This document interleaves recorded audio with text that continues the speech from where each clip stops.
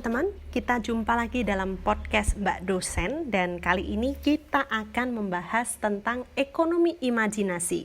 Tapi kita akan melihat dulu ya dengan sebuah studi kasus yang menurut saya menarik yang saya sebut sebagai kertas kosong ala Google. Bagaimana itu menjadi sebuah ekonomi imajinasi yang saat ini sedang booming banget.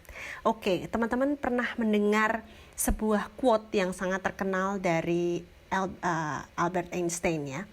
Dia mengatakan bahwa imagination is more important than knowledge. Dan pada zaman itu orang mungkin menertawakan Einstein ya, karena how come ya, knowledge is everything pada zaman itu. Bahkan you create knowledge, how come you say imagination is more important than knowledge? Karena pada saat itu si Einstein itu kan menciptakan rumus ya, yang mana rumus itu kemudian menjadi sebuah rumus yang sangat populer, IMC kuadrat, yang menjadi bekal dan cikal bakal dari nuclear weapon yang sekarang sedang sangat kontroversial juga.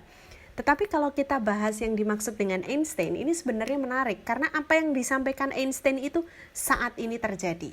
Knowledge itu dekat dengan yang disebut sebagai information, betul itu? Nah, information sendiri itu adalah information age, itu adalah zamannya Einstein. Zaman dimana informasi itu menjadi sebuah currency, sebuah hal yang sangat penting. Nah, pada zaman itu orang kemudian berpikir of course knowledge is everything gitu kan.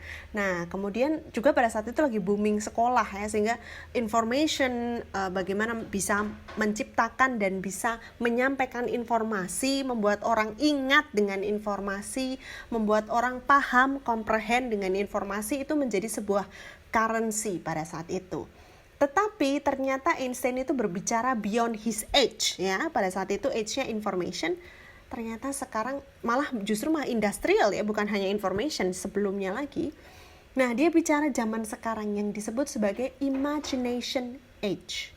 Nah, imagination age ini memang hanya sebuah theoretical period ya, artinya periode yang sebenarnya istilahnya apa ya, teori aja atau konseptualisasi saja, di mana kreativitas dan imajinasi menjadi the primary creators of economic values, dan dia kemudian bisa menjadi the primary creators of commodity. Jadi komoditas sekarang ini dihitung dari seberapa kreatif kamu dan seberapa imajiner kamu. Waduh, ngeri kan ini sebenarnya. Susah loh ini, karena ada perubahan peralihan. Jadi it's not enough untuk seseorang itu tahu, it's not enough untuk seseorang to remember, but it's more better kalau seseorang tuh bisa create dari sebuah imajinasi, dari sebuah kreativitas. Jadi ini levelnya benar-benar sebuah balance antara otak kanan dan otak kiri.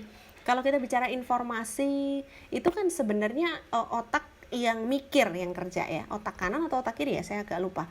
Tapi yang otak satunya itu adalah otak yang sifatnya arts gitu ya, seni gitu, visual, spiritual gitu. Nah, ini yang jarang kita pakai karena kita melihat ini nggak komersil nih gitu, nggak bisa dijual. Sekarang itu bisa dijual, justru itu currency-nya. Ketika Anda bisa menggerakkan sisi otak Anda yang bisa menciptakan imajinasi dan kreativitas. Nah, ekonomi imajinasi ini kalau kita lihat ya, ini berawal juga dari teknologi. Ya, bagaimana di dalam teknologi ini ya, uniknya pada suatu laporan dari World Economic Forum ya, 65% pekerjaan ya yang anak SD sekarang lakukan, kemungkinan itu tidak akan atau belum ada di masa sekarang. Jadi mereka akan melakukan pekerjaan yang zaman sekarang nggak ada. Wah, itu unik banget nih. Kenapa? Karena endless. Ya, teman-teman sekarang ini mungkin bisa membayangkan pekerjaan yang kayak gamers ya, duduk di rumah, oke, kemudian pakai piyama, ya, terus kemudian ngegame. Dan teman-teman dapat duit. Itu orang zaman dulu nggak bisa kepikiran kalau itu terjadi, dan itu adalah sebuah pekerjaan, benar nggak? Misalnya kayak game trial gitu ya, orang tugasnya untuk ngegame sampai dia selesai dan dia dibayar, terus dia ngasih report gimana proses dia ngegame itu. Ya, itu adalah sebuah pekerjaan zaman sekarang dan gajinya gede loh. ya kan, karena dia adalah salah satu test trial untuk game, jadi dia harus pinter ngegame, kalau enggak ya dia udah game over ya, baru satu level udah game over. Kayak saya nih, kalau main game baru level 1 udah game over gitu, udah jelas saya nggak bakat untuk jadi game trial gitu. So anyway, itu job nggak pernah kepikiran orang zaman dulu. Jadi emak-emak, bapak-bapak, simbah-simbah kita mungkin akan berkeluh kesah dan mengatakan, kowe iki kerja apa tole, mbok kowe iki, ya bahasa Jawanya, kamu itu kerja apa toh nak, mbok kamu itu go get yourself a job gitu loh, coba berangkat sana kerja gitu kan, ya find a right job gitu di ruang ber-AC pakai dasi gitu. Malah kerjaan-kerjaan yang orang ber-AC pakai dasi rapi itu mungkin gajinya lebih kecil daripada orang yang pakai sandal jepit, piyama, dan kerjanya depan komputer ngegame. Itu bisa jadi loh. Nah, ini masih belum selesai eranya. Di masa depan ya, the next 10 years, eranya akan lebih jauh lagi. Bahkan pekerjaan-pekerjaan kecil yang we never expect that it's gonna be a job, it will be a job gitu. Sekarang aja udah mulai berkembang di Jepang ya, pekerjaan yaitu bekerja untuk menjadi tukang curhat. Jadi maksudnya tukang dengerin curhatan orang. Itu kerjaan loh sekarang, buset gitu. Zaman dulu itu cuman kayak skill aja kan, aku jadi tukang sampahnya teman-teman. Nah sekarang kalau Anda punya bakat itu ya teman-teman, sukanya curhat ke teman-teman, coba di charge deh, siapa tahu itu bisa menghasilkan uang ya. Kamu mau curhat apa? Tentang pacar, berapa lama? 1 jam, oke saya charge 150.000 ya gitu. Lalu dia bisa cerita macem-macem gitu ya. Itu adalah pekerjaan, sekarang itu ada di Jepang, cuman di Indonesia mungkin belum terlalu tren ya. Kemudian ada pekerjaan lain yang aneh-aneh lainnya. Nah ini pekerjaan ini suatu saat ya, masih ada banyak lagi pekerjaan yang suatu saat it's not even exist. Jadi anak SD sekarang jangan berharap mereka itu nanti kerjanya cuma kayak kerjaan sekarang gitu ya, ke kantor berangkat jam 8 pulang jam 5. It's gonna be different. Trust me. Gitu. You guys tuh ya, 10 tahun lagi kalian mungkin akan jadi pemimpin dengan bentuk yang berbeda gitu ya, entah pemimpin virtual atau pemimpin sekte khusus yang sektenya adalah sekte gamers misalnya. Itu kan kayak hal yang unimaginably sekarang gitu ya, tapi it will happen. Jadi the answer is really imagination age ya. It's a theoretical period ya yang sudah melebihi information age, di mana kita itu oleh teknologi itu dibuatkan sebuah realitas baru menggunakan digital platform, yang mana ini mengharapkan sekali kreativitas kita dan kemampuan kita untuk menciptakan konten. Nah ini jadi agak susah ini memang, apalagi kalau misalnya kita bilang kita adalah dosen di bidang tersebut. Lah kita harus bisa membuktikan bahwa kita punya konten itu ya, kita juga terjun di situ gitu. Imagination economy itu menjadi sebuah ekonomi yang mana logical and rational thinking itu menjadi sesuatu yang bisa di-outsourcingkan gitu. Tuh kan, aneh kan? Jadi sesuatu yang sifatnya rational itu masih bisa di-outsourcing, masih bisa minta orang lain buat nyariin atau bikinin. Tapi imagination is something that beyond, yang belum bisa di-outsource. Ya, misalnya contoh nih, sekarang ada teknologi namanya AI. Oke, AI ini menjawab secara otomatis pertanyaan. Jadi kalau ada orang tanya, dia akan bisa ngejawab karena dia udah pinter ngejawab logika dan rational thinking. Oke. Imagination itu nggak ada rumusnya, belum ada rumusnya sekarang. Nah, jadi itu sudah bisa ada rumusnya. Kalkulator aja misalnya simple ya. Itu kan logic ya, 5 tambah 5, 10. Itu ada di kalkulator, bisa dimesinkan.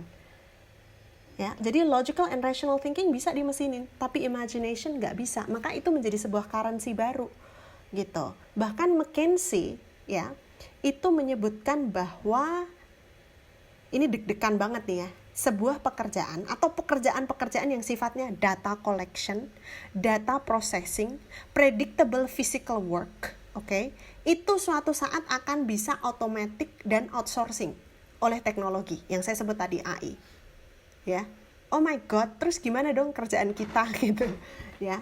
In contrast ya, pekerjaan-pekerjaan yang lebih berat untuk mengautomatisasi hal-hal tersebut ya, misalnya decision making, planning, human interaction, imagination, creative works, itu adalah sesuatu yang akan dikerjakan manusia di masa depan. Jadi memang manusia yang di masa depan itu yang diperlukan adalah punya skill-skill itu, decision making, planning, human interaction, imagination, and creativity. That's what we are going to face in the next 10 years. Are you there or not? Ya kan? Nah ini, ya misalnya kayak sekarang pekerjaan seperti misalnya akuntan ya. Itu sekarang sudah banyak software-software yang bisa memasukkan data-data kita dan menjadi akuntan gratis di online. Ya. Terus gimana dong gitu. Nah ini adalah tantangan perguruan tinggi juga gitu. Jadi ini sesuatu yang harus kita lihat ya. Kita contoh Google itu awal mulanya adalah pesaing awal dari Yahoo. Yahoo itu juga awal mulanya adalah mesin pencari. Tapi Yahoo itu menunjukkan sesuatu yang feeding. Jadi dia itu ngasih informasi ke kita dan dia ada tombol search-nya sebagai secondary, tapi mainly-nya sebenarnya adalah dia mau kasih tahu kita soal everything happen in the world gitu. Cuma kenapa akhirnya dia gagal dari Google? Karena sekarang itu sudah user demand ya. User demand itu menjadi nomor 1 sekarang. Jadi orang itu pengennya ya saya mau yang ini, saya nggak mau informasi itu. Nah Google muncul dengan kertas putih ya, dia muncul dengan there's nothing, just one search. Oke, itu malah justru jadi produk utamanya dia. Sebuah imajinasi bahwa orang itu cuma butuh nyari. Ya, mereka nggak butuh informasi-informasi yang clutters, yang ngeganggu di sekitarnya buat dia nyari sesuatu. Jadi, aku akan memprovide orang-orang itu dengan kertas putih. Lu kasih gue pertanyaan, gue cariin. That's it. Itu aja sebenarnya kan servisnya Google. But beyond imagination, it become the first search engine tools di dunia.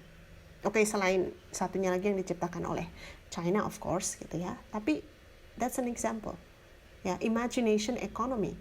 Bagaimana dia bisa membayangkan di masa depan orang-orang itu akan sangat user generated content banget. Jadi dia akan mencari berdasarkan apa yang dia merasa dia inginkan. Teman-teman mungkin ingat teori yang namanya uses and gratification. Orang menggunakan media berdasarkan gratifikasi dia, kepentingan dia, egoisme dia, ya terserah dia gitu. Jadi media kemudian menjadi penyedia hal tersebut. Dan itu yang dicapai Google dengan kertas putihnya. Ya, dengan blank space-nya dia. Nah, ini imagining future si Google itu. Nah, jadi in many ways ya, sekarang kita itu diciptakan dengan imajinasi kita. Kita akan bergerak berdasarkan imajinasi itu. Dan semua invention yang muncul di sekitar kita, mulai dari sepatu, sandal jepit, terus sabun dan lain-lain, itu akan bergerak dengan value yang imagination tadi sebagai currency-nya. Jadi kalau teman-teman ciptain produk, pastikan produk itu punya value of imagination, yang mana orang itu menjadi curious karena dia bisa berimajinasi bersama dengan produk atau service yang teman-teman ciptakan. Oke, itu adalah imajinasi ekonomi. Semoga teman-teman tertarik untuk masuk ke sana, karena apa boleh buat kita harus masuk ke sana. Tapi satu hal yang penting dalam prinsip ekonomi imajinasi ini, ya, ini berbeda dari ekonomi biasanya ya, bahwa apa yang disebut sebagai produk dan jasa itu benar-benar menjadi sesuatu yang tidak hanya sekedar jual beli, tapi ada value-nya di situ.